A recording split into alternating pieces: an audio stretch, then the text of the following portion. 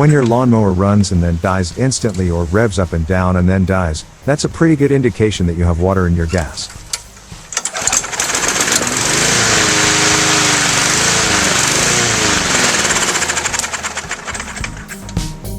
You don't need very many tools and it is easy to fix. We need a 3/8 inch socket, 1/2 inch socket, Phillips head and a flathead screwdriver, and that should do it. First thing to do is to disconnect the spark plug.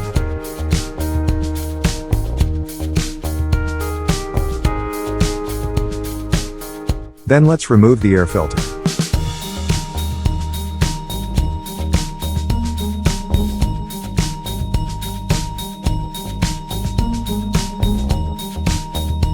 We will use a 3/8 inch socket to remove the fuel tank.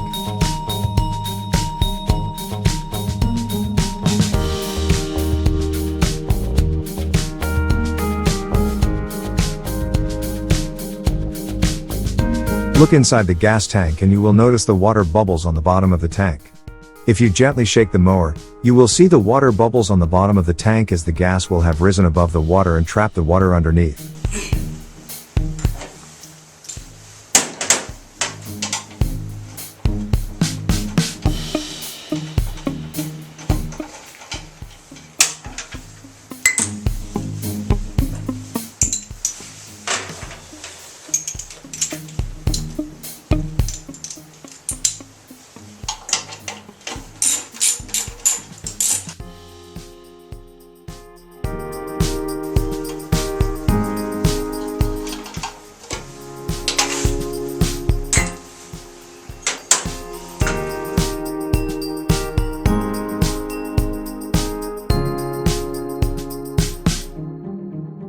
Disconnect the governor spring by holding it down and tip it out like this.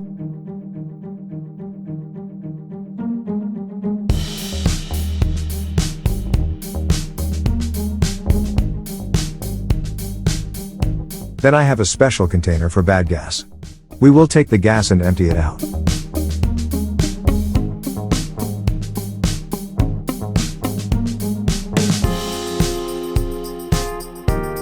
Since we are in contact with fuel, I like to wear latex gloves. I need to remove the Pulsa primer carburetor because there is a small little pickup reservoir underneath and that will also have bad fuel in it. We just need to remove the 5 Phillips screws.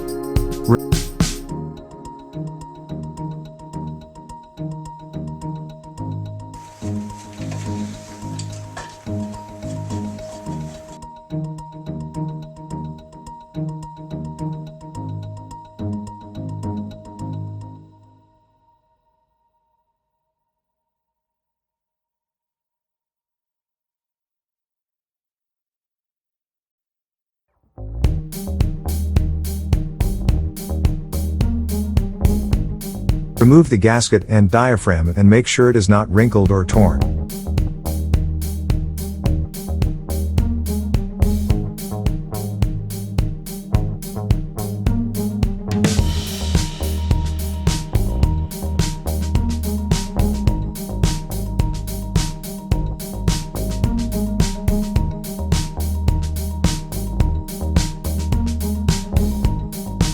See how there are bubbles here?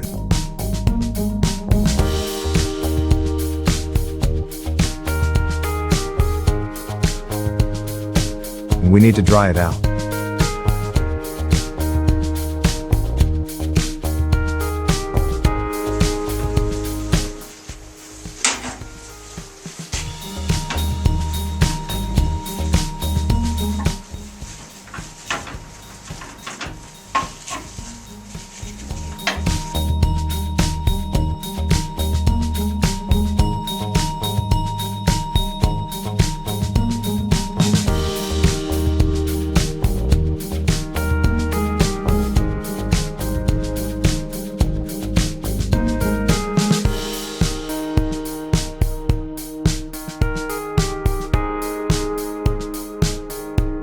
Now let's dry out the fuel tank.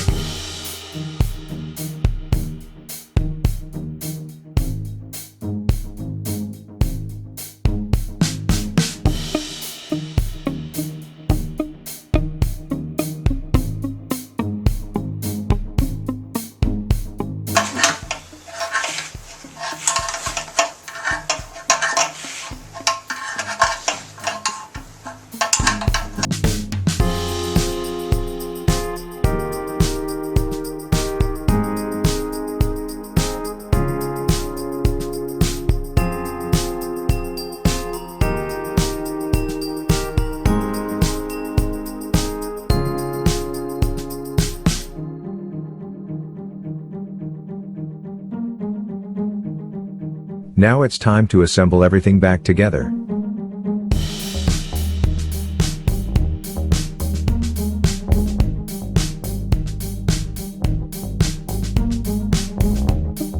Now the diaphragm goes back on.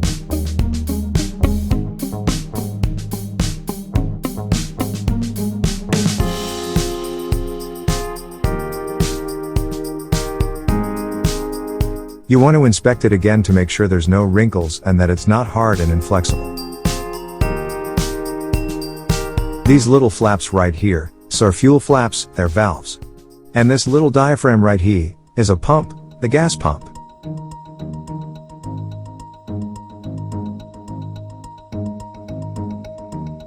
It would be a good idea if you have a can of compressed air to blow out the carburetor intake tube.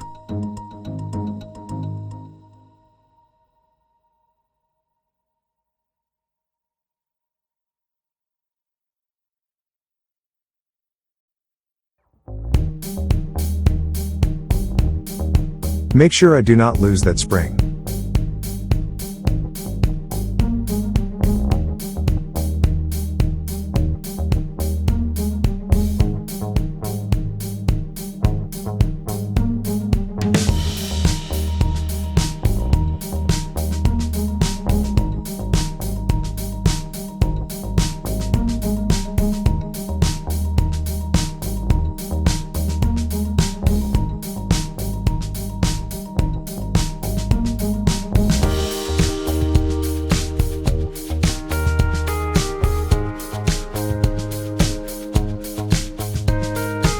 Make sure O-ring is in there.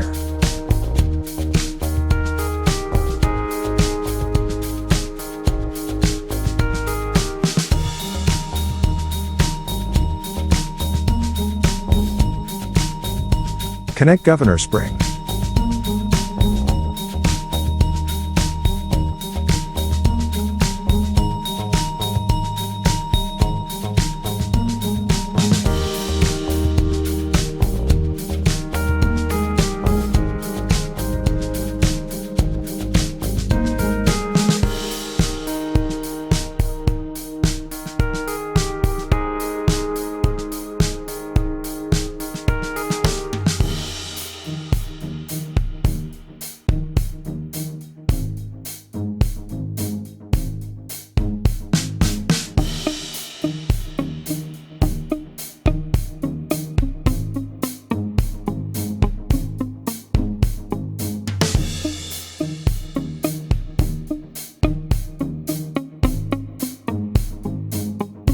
All we have to do now is add new gas. You just got rid of your water problem in your fuel. Now let's talk about removing wear from the fuel we use before we put it in the fuel tanks. If you've been following my channel at all for any length of time, you'll realize that I like kerosene. I like it for many reasons. You can cook with it, you can bake with it, you can with it, you can heat your homes with it, you can light your homes with it. It's not as volatile as gasoline, say. It would be more like storing a case of oil in your garage. I've done this experiment a few times, but if you're new to the channel, let me show it to you one more time. This is a glass of kerosene right here. And watch what I'm going to do. It will literally extinguish a lit match. Now, if that was gasoline, that would be a pretty different experiment altogether. The problem with storing any type of fuel, even gasoline, if you'll remember when you put gasoline into your lawnmower and you'll hear it run and then die, run and then die, run and then die. What's happened there is you've got water in your gas tank, and the water is heavier than the fuel, and it'll sit on the bottom, and the fuel will go into the carburetor, burn off, and then the water will come in and extinguish it. And then it'll refill up, the fuel will go into the engine, run for a little bit, and then the water will extinguish it. Well, A lot of these kerosene products that I'm talking about work with a wick, and when you store kerosene in a container, you'll get condensation over time, and you're going to have to remove the water. What happens is, again, the water is on the bottom, the kerosene is on the top, and your wicks are going to be floating on the bottom and picking up that water first, and it's going to prohibit the capillary action of the kerosene going up the wick, okay, and give you a bad burn, a smoky burn, smelly burn. It just won't be efficient. So what we have here are what is called Mr. funnels, and they come in different sizes, and I have two sizes right now. This is what I would suggest for those going for the kerosene storage.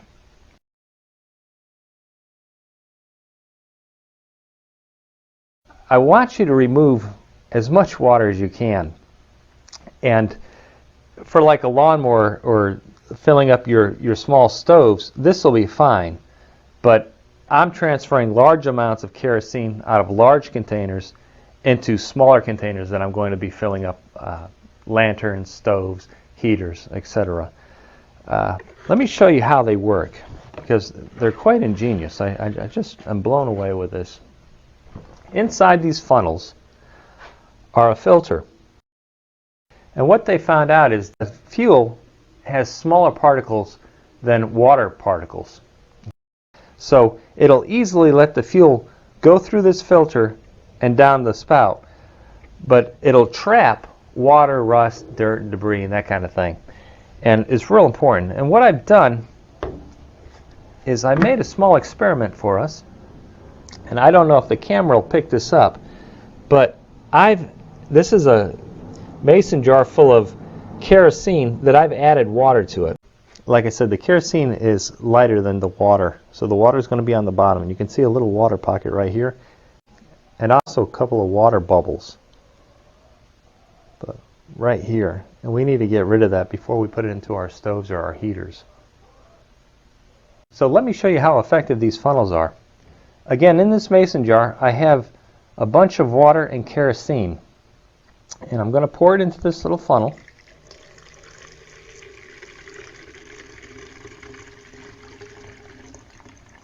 All right.